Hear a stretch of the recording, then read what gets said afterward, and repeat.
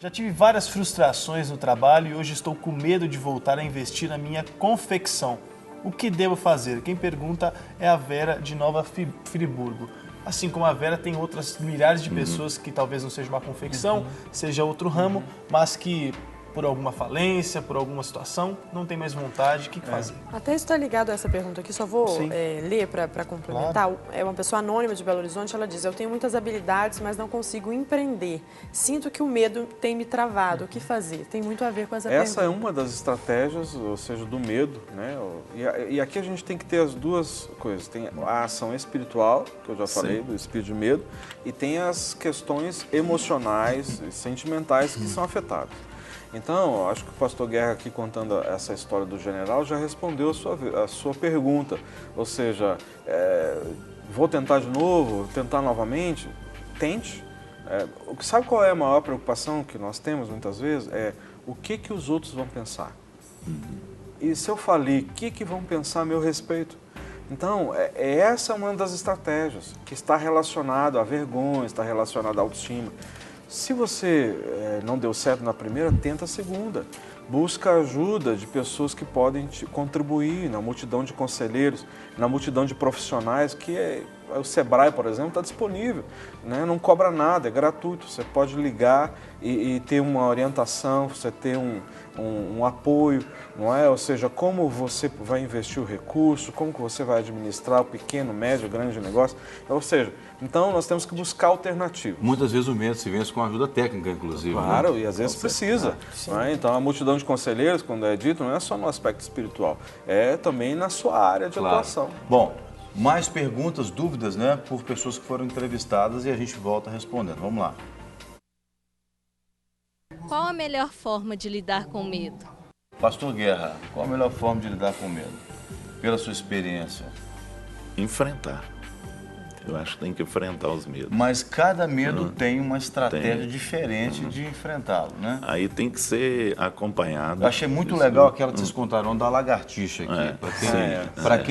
Para quem não pôde assistir ontem, o pastor Rogério trouxe o exemplo de uma pessoa que ele atendeu no gabinete que tinha medo de lagartixa, porque quando era criança o pai pediu que ela buscasse uma chave num lugar, quando ela pegou a chave veio uma lagartixa e ela travou a lagartixa ali, esmagando a lagartixa na mão, e durante muitos anos ela ficou com esse medo, e ele contou que ele foi fazendo uma vamos chamar de terapia, né, com ela, mostrando uma foto, depois pedindo ela para colorir, depois recortou umas 3 figuras da lagartixa, pediu que levasse para casa, para que ela pudesse ser confrontada todo dia com aquela foto ali em lugares estratégicos da casa, onde a mulher estava o tempo todo. Depois ele comprou uma lagartixa de plástico e deu para ela segurar, até que a mulher conseguiu vencer o medo, né? Quer dizer, cada uma tem uma estratégia, né, tem a questão é que muitas vezes a pessoa constrói um gigante no medo. Entendeu? E ela constrói esse gigante e fica difícil de enfrentar. Então, o que eu sempre falo com as pessoas no tratamento, vamos diminuir esse gigante. Até ele ficar pequenininho. Porque ele ficar pequenininho, você mete o pé nele, chuta ele e manda ele para longe, até ficar um anão, isso mesmo. Mas não estamos aqui incentivando ninguém a chutar. Não. Pelo amor de Deus, entenda a figura de linguagem. Entenda a figura de linguagem. Né? Aí fica livre dele, porque ele estando pequeno, a pessoa vai ter facilidade de enfrentar aquele medo. E outra coisa também, sair da caverna. Porque muitas vezes o medo faz com que a pessoa entre na caverna. Né? Foi o caso de Elias. Ele entrou na caverna. E Deus não entrou lá na caverna. Ele mandou Elias sair. E muitas vezes a pessoa tem que sair.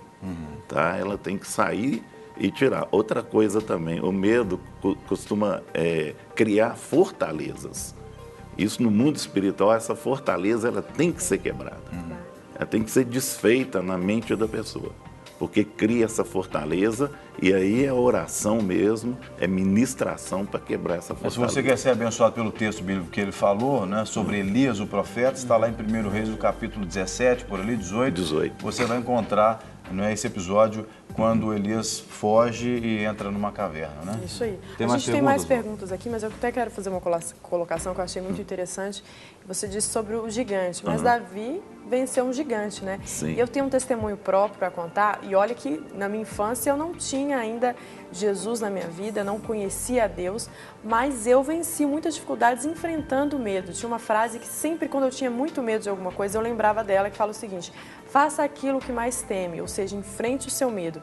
Eu tinha uma dificuldade de falar com as pessoas, às vezes de me relacionar de maneira muito expansiva na escola, e eu comecei a colocar objetivos na minha vida. Olha, eu vou conversar com tal pessoa hoje, eu tenho dificuldade, então eu vou fazer isso. Comecei a trabalhar com promoção, que eu tinha que abordar as pessoas para falar de um produto, coisa que eu não gostava de fazer, mas eu falei, eu vou começar a trabalhar com isso até eu vencer esse medo, e hoje eu estou na televisão. Hoje tem que pedir para parar de falar, né? Hoje tem que falar, Luciana, chega. Dá licença, posso falar? Ela chutou o medo mesmo. Isso aí. Chutei para mim hoje. Curou muito, viu, Luciana? Exatamente, eu vejo, Bem curado. eu vejo que bem muitas curado. pessoas têm dificuldade de falar em público, de se relacionar, e essa é uma estratégia muito boa, de você fazer aquilo que você, às vezes você vai estar tremendo ali, mas faça, porque é um gigante de cada dia, você vai vencendo o medo, e um dia, quem sabe, você vai estar falando em público aí com muita tranquilidade. Amém. Agora, uma pergunta interessante aqui é a Maria. Isso é muito comum de acontecer. Eu fico em determinado tempo firme na igreja. De repente vem uma frieza espiritual muito grande com coisas que acontecem dentro da igreja e às vezes eu não concordo. Queria saber o que acontece. Por que é assim? Isso sempre aconteceu comigo. Ela fica chateada com alguma coisa que ela vê, se decepciona, se esfria e sai da igreja. Resumindo, seriam altos e baixos, né? Espiritualmente falando. Né? E isso tem sido muito comum nos nossos dias de hoje, uma inconstância muito grande. E nós estamos vivendo uma sociedade extremamente fast food, né? Ou seja, tudo pronto, rápido, imediatamente. A gente quer que Deus se mova dessa forma, a gente quer que as pessoas sejam desse jeito, e na realidade não funciona assim.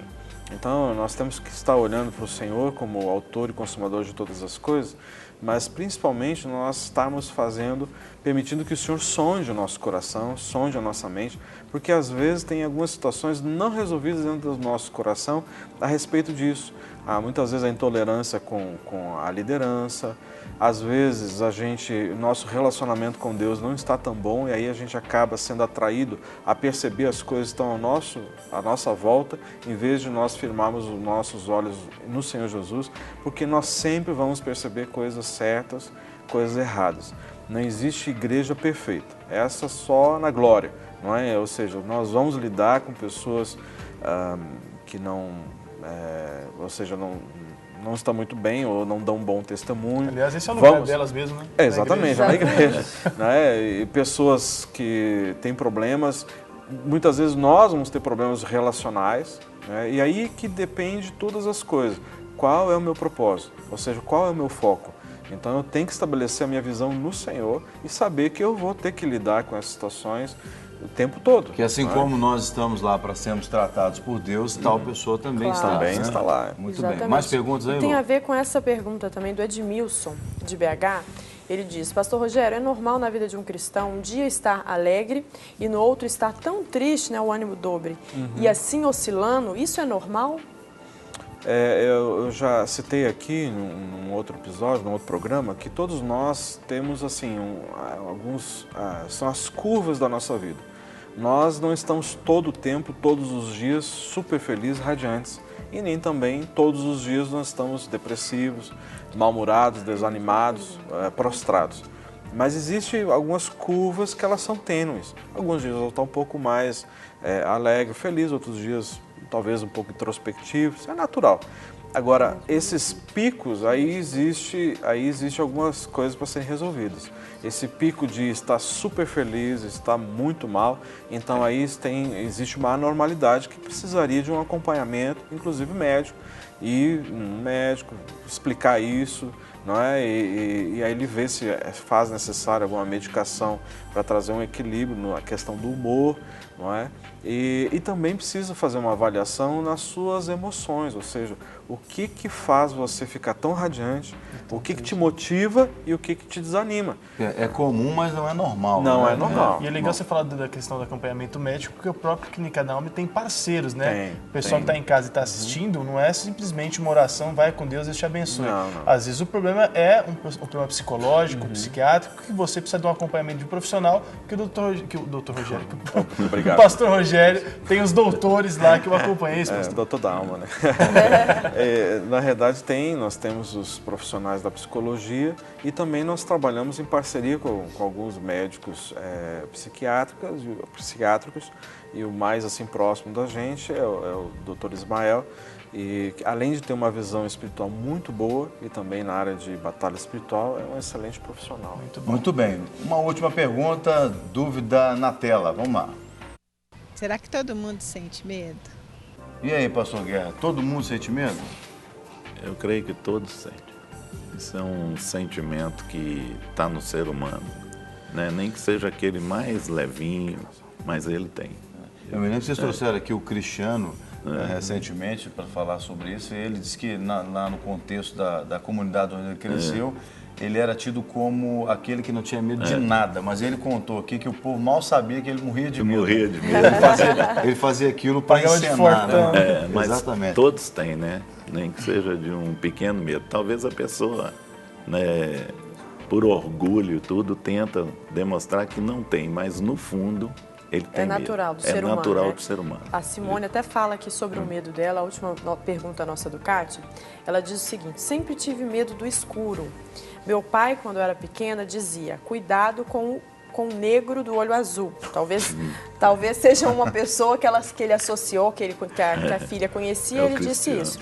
Sempre que ela estava no escuro, ele dizia isso. Eu tinha, então, uma imagem distorcida do escuro.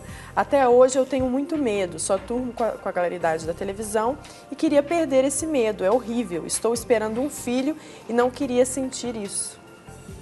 Como enfrentar esse medo, então, pastor? Medo de escuro, acho que disparado aí tem um grande... Sim. Tem.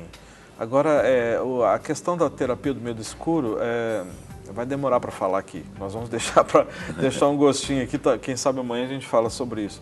Porque, na realidade, a gente precisa entender, né, todo o processo. Você falou, seu pai falava essas coisas, mas aí a gente teria que ministrar na sua vida, quebrando essas palavras que foram imputadas aí na sua mente, no seu coração, né, e retirar do mundo espiritual essas palavras, e aí então precisar ministrar aquilo que Deus falaria para você, não é, a respeito disso, do escuro, não é? E Ele é a nossa luz, Ele é a lâmpada. Então nós podemos descansar, dormir em paz, né, e saber que Ele é o nosso refúgio.